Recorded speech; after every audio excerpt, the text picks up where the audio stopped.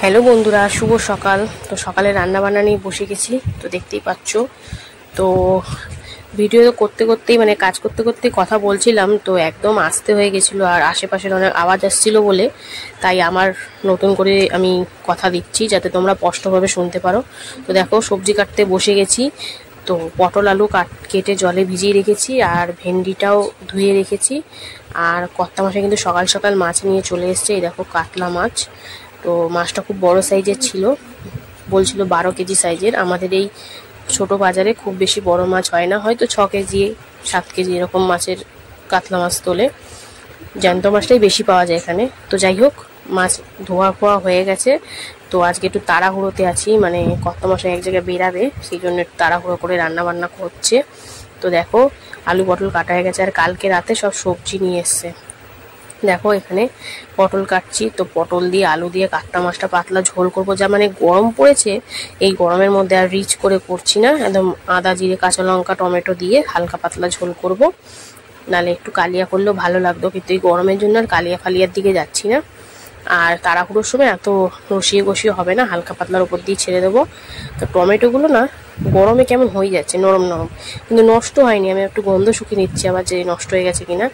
তো এই দেখো, কালকে সব বাজার করে নিয়েছে, সে রাত্রেবেলা, সেটাই বলছি। পটল, কাটোয়ার ডাঁটা, টমেটো, শসা, ভেন্ডি ফেন্ডি সব এনেছিল, আলু পেঁয়াজ সবই এনেছিল।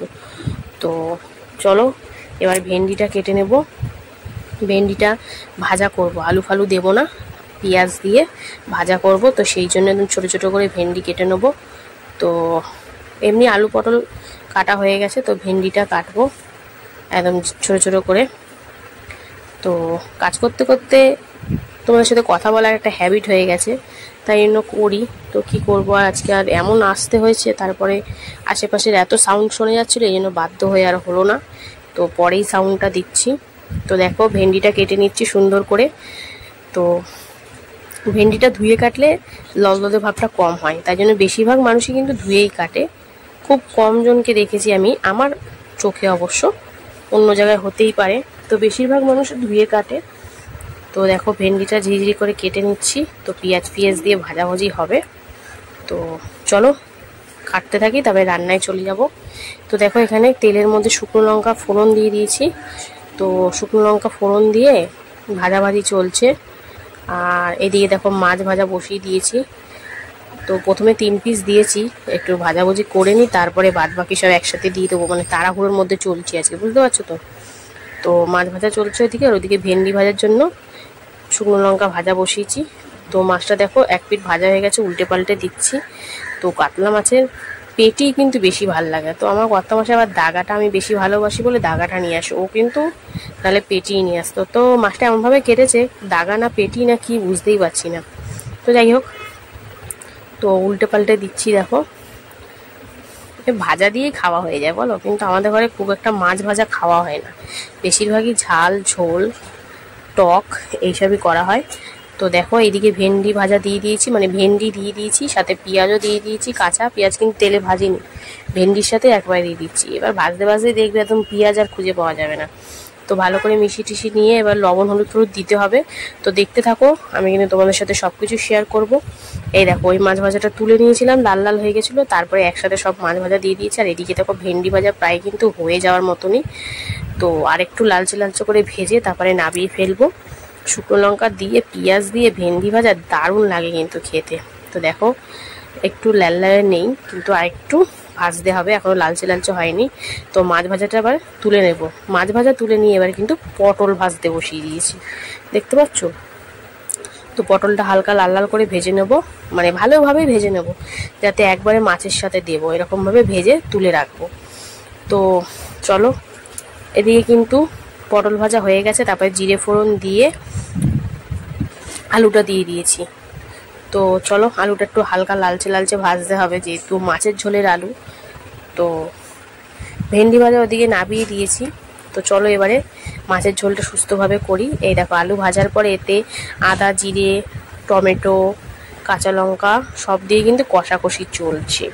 একটু সুন্দর করে কষিয়ে নেব, যতক্ষণ একটু তেলটা একটু ছাড়বে, তারপরে এতে পরিমাণ মতন জল দিয়ে দেবো। তো হালকা পাতলা ঝোল কিন্তু বেশ লাগে খেতে এই গরমের সময়, তাই না। তো চলো এটা একটু কষিয়ে নিই হালকা। দেখো সুন্দরভাবে কষছে, ও কি লাগছে দেখতে, একদম লাল লাল। হালকা একটু কাশ্মীরি লঙ্কার গুঁড়ো দিয়েছি যাতে কালারটা চেঞ্জ হয়। তো দেখো মশলার তেল একদম ভেসে যাচ্ছে ওপরে, সুন্দরভাবে কষা হয়ে গেছে। তো চলো এবার কিন্তু এতে পরিমাণ মতন জল অ্যাড করে দেবো, যেহেতু আলু সিদ্ধর ব্যাপার আছে সেই জন্য, আর পাতলা ঝোল করব। তো দেখো এতে পরিমাণ মতন জল দিয়ে দিচ্ছি। তো এবারে লবণ চিনি সবই কিন্তু এর মধ্যে দিয়ে দিয়েছি। তো এবার আলু সিদ্ধ হওয়ার মতন জল দিয়ে ঢেকে 5-7 মিনিট রান্না করব লো ফ্লেমে। তারপরে এতে ভেজে রাখা পটল মাছ সব অ্যাড করে দেবো। তো চলো দেখতে থাকো। তো এটাকে ঢাকা দিয়ে 5-7 মিনিট মতন লো ফ্লেমে রান্না করে নেবো। তো ঝোলটা কিন্তু সুন্দর ফুটে গেছিলো, মানে 5-7 মিনিট পর ফিরে চলে এসেছি। তো দেখো এই দেখো আলু সিদ্ধ হয়ে গেছে। এবার গ্যাসের ফ্লেমটা বাড়িয়ে দেবো হালকা, আর এদিকে ভেজে রাখা পটল আর মাছটা দেবো। কিছুতেই পড়তে চাইছে না, কিছুতেই পড়তে চাইছিল না, জানো এটা কি কষ্টে ভেজে। এক হাতে ক্যামেরা করছি, এক হাতে ফেলছি, কিছুতেই পড়বে না। আর ঝপ করে বললেই তো গায়ে ঝোল টোল ছিটকাবে, বুঝতে পারছো তো। তারপরে অনেক কষ্ট করে ধীরে সুস্থে ছাড়লাম। তো পটলটা তো ভালো করেই ভেজেছি, পটলটা বেশি সিদ্ধ হওয়ার ব্যাপার নেই। তো এবার ভালো করে ঝোলের মধ্যে মিশিয়ে টিশিয়ে 3-4 মিনিট মতন ফুটিয়ে নেব।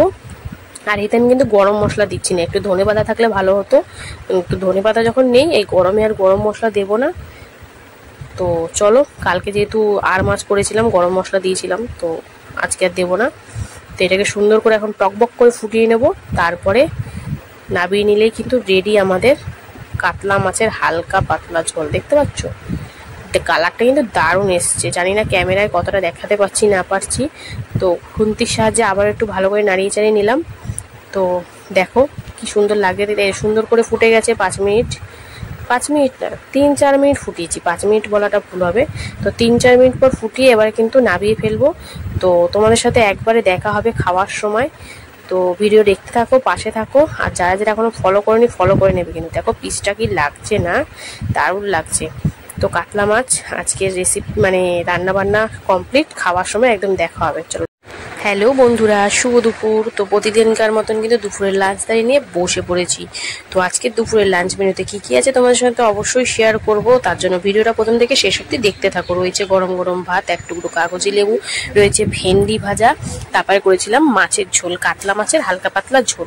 তো কর্তা মশাই কিন্তু রেডি হয়ে গেছে খাওয়ার জন্য। তো মাছের ঝোলটা আজকে কিন্তু বেশি কিন্তু রান্না করিনি কিছু, তো গরম লাগছিল আর এক জায়গায় বেরানোর ছিল বলে আজকে অল্প করেই রান্না করেছি, মানে 2 পদই রান্না করেছি। ভেন্ডি ভাজা করেছিলাম পেঁয়াজ আর শুকনো লঙ্কা দিয়ে। তো দিব্যি লাগে কিন্তু কচি কচি ভেন্ডি এরকম ভাজা, ও রুটি বলো ভাত বলো উভয়ের সাথে কিন্তু দারুণ লাগে। তো কত মাসের সাথে বেশ তৃপ্তি করে খাচ্ছে ভেন্ডি ভাজাটা। তো ভেন্ডি ভাজা দিয়ে খেয়ে নিয়েছে, এবার কিন্তু খাবে মাছের ঝোল দিয়ে। তো আজকে এনেছিল কাতলা মাছ। কাতলা মাছটা আলু পটল দিয়ে একদম পাতলা ঝোল করেছিলাম, আদা জিরে কাঁচা লঙ্কা, এতে পেঁয়াজ রসুন ব্যবহার করিনি।